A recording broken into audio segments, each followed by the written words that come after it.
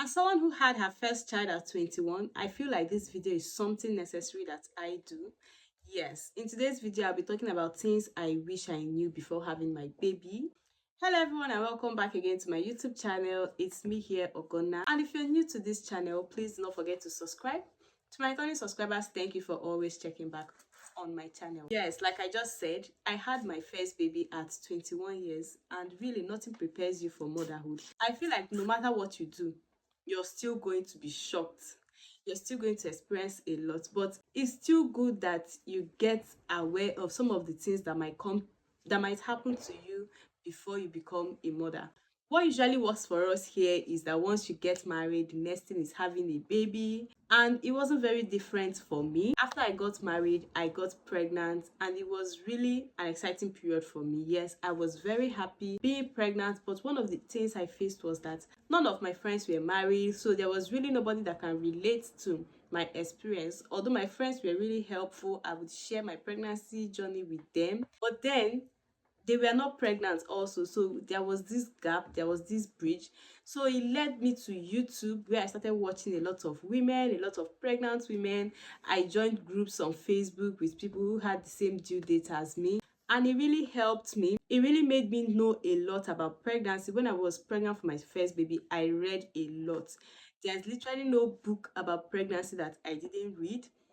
Books, groups, newsletters. I joined every group. I downloaded every app. I watched every video on YouTube down to delivery videos. And this is something I encourage other pregnant women to do, because mostly for us in Africa, you really don't know anything about pregnancy, you really don't know anything about delivery. In fact, the only thing I knew about pregnancy and delivery was the ones Nollywood showed me, and that was just when the woman is screaming in pain, when she's in labor, and the rest of it. The tiny little details of how everything happens in that 9 months, you never get to know them. Your parents won't tell you, your aunties won't tell you. You know, these informations are not really something that people talk about, share about. I think right now is a little different. When you come on YouTube, Twitter, Facebook, people are talking about pregnancy and their pregnancy journey, and you get to like have a little idea of what the experience will be like. But it wasn't this way some years back. Even it was, although on YouTube people talked about it a lot, but it just had to be YouTube. You won't see those kind of contents very often. So I had to join these groups, to learn, read, and it helped me a lot. So when pregnant, some of the changes I was going to experience, I already knew about it. Some of the things that could or that may happen to me, I already knew about it. So it helped me even get ready for delivery and labor, because watching some of these videos, I already knew the tiny tiny details, everything that could happen, even though they may not be enough. But from watching different people's experience, you could tell, okay, this could happen, this other thing could happen, the doctor will do this to you, and the rest of it. It was very informative for me, and these were things I never knew. I never knew until I was pregnant. I never knew a glimpse of these tiny details until I was pregnant. My first trimester was very difficult for me. It was so difficult that at some point I was asking myself, like, what did you get yourself into, this girl? Like, how did you end up pregnant? What were you thinking? So if I had ideas about some of these things, if I had ideas of this, maybe it would have prepared me better than having to experience it directly. Like, if I had known before experiencing it, I could have maybe, okay, this thing is going to happen, this other one is going to happen, get myself ready. But it was until it was happening before I could learn about it. Now, you would think that this is the hard part, but pregnancy is actually the easy part. The real thing is motherhood. One of the other things I wish I knew before having a baby is that motherhood is going to change you. Yes, motherhood is going to change your body, it's going to change your personality, it's going to change your priorities. Like, you would have an idea that this is going to happen, but you would not know to what extent it is going to happen until it happens. So for your body can never be the same. That's the truth. Your body can never be the same after motherhood. It's going to change. Normal, as you grow, your body is going to change. But pregnancy is going to come with its own peculiar changes. Yes, your tummy, your breast, the stretch marks, the saggy boobs, all those things are going to happen. I think for a few persons it doesn't happen that way, but for majority of women, all those changes are going to happen. You would also understand how how much your body no longer belongs to just you, especially at the point where you're breastfeeding. Your body is not your body. You cannot even take those decisions again for yourself. Motherhood is going to dictate what you wear, especially when you're going out. If you're a breastfeeding mom, you can't just wear anything. You find out that you're having only some certain type of clothes because you cannot just wear anything when you're going out, because when your baby demands to feed, what are you going to do? Where are you going to, how are you going to breastfeed your baby? So you have to start wearing clothes that cater to the needs of your child. The clothes you wear, the nails you make. When you want to do little things for yourself, you start thinking about somebody else, down to the movies you watch. You start watching the type of movies you watch around your child and the rest of it. These are some of the things that are going to happen to you. Is mostly like you're about to lose autonomy of your body, of your time, of your space, and there is no break. I think that's the hard part, the part that there is no break. There is no break with motherhood. That is something else. The way you have your own child, you're the mother. You're the person every other person is going to bring that child back to, and you're going to understand that with this new role of yours, there is no break. You go out from morning till evening, you are going to come back to motherhood. In fact, while you're away, you're still being a mom, you're still calling, you're still checking up. So this is something I wish I understood. Like, I understood how deep this is. The fact that there's no break in motherhood. Something else I wish I knew before having a baby. This will probably be like the third point that I wish I knew before having a baby is mom guilt. Mom guilt is surely going to come. Even when you are literally perfect as a mother, you are still going to feel that guilt. I actually feel like there's a positive part to mom guilt, and that is because it means you actually want the best for your child. Yes, that is what mom guilt feels to me. You're going to feel guilty about a lot of things. About the fact that you take a break, you feel guilty. You leave your child with somebody else, you feel guilty. Somebody feeds your child, you feel guilty. You go to work. Oh, it would have been better if I'm a sit at home mom, taking care of my child, playing with my child, blah blah blah blah blah. Even when you're a sit at home mom, the guilt is still going to come. Your child falls down, you feel like, oh, I was not enough. If I was there, if I was always carrying him, if I was always carrying her, there's no way she would have fallen. Mom guilt is going to come at you, and it's going to come at you real hard, and you can't run away from it. Actually, you can't run away from it. Even when you decide to have your personal time, you go out to have a personal time, you feel guilty. You're having something without them, you just feel like, oh, this is not fair. But these are people you've given all the days of your life, and just 1 minute you have to yourself, you already feel like, this is quite unfair.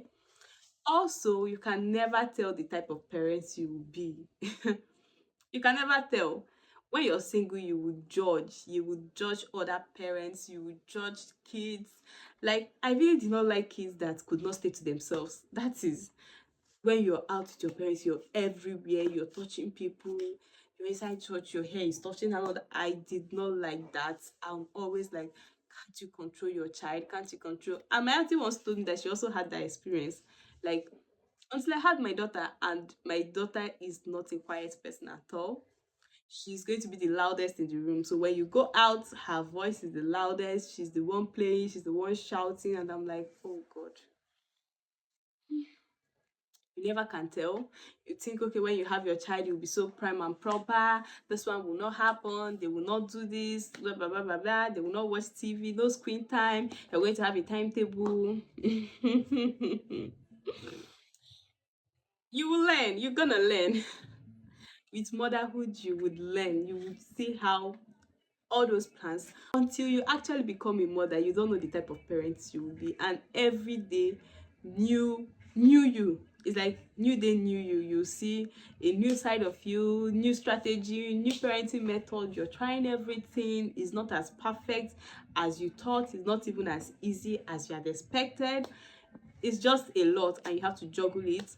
The next thing I wish I knew before having a baby is that people are going to judge you. People are going to judge you. You just have to be ready. Everywhere you are, especially women, especially mothers, you're going to be judged. Whichever side of motherhood you are, you are going to be judged. People are going to even judge you down to your method of delivery, which sometimes is not even your decision to make. Which sometimes is not even your decision to make. They are going to judge you. Are you breastfeeding or not breastfeeding? You'll be judged. Exclusive or no exclusive, you're going to be judged. Did your child go to daycare? You'll be judged.